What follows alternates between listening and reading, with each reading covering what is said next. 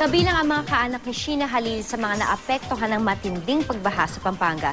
Bagamat naligtas na sila, nag-aalala pa rin ang aktres para sa kanyang mga kabaler. May report si Katati Bayan.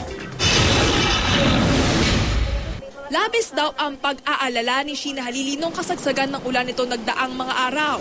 Nalubog kasi sa baha ang bahay ng kanyang mga kaanak sa barangay San Nicolas, San Fernando, Pampanga.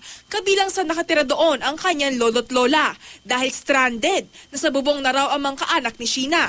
Nitong Martes, sa special coverage ng GMA News, nanawagan pa si Sheena. Nag-aalala lang po ako kasi padilim na po. Baka kung napalo na rin po yung tatay ko. Alright, Sheena.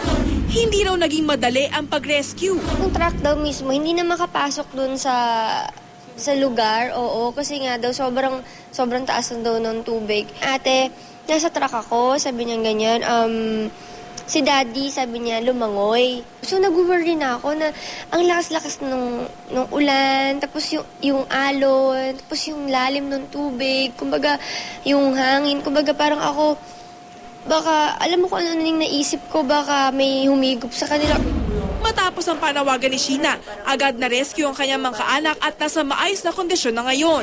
Pero nag-aalala pa rin ang aktres sa kanyang mga kababayan. Maraming salamat sa GMA at saka sa mga rescuers na walang sawa pa rin tumutulong. Sana kahit isang rubber boat lang per barangay, malaking tulong na yon, sobrang malaking tulong na yon. Tsaka yung mga emergency lights. Katati Bayan, nakatutok 24 oras.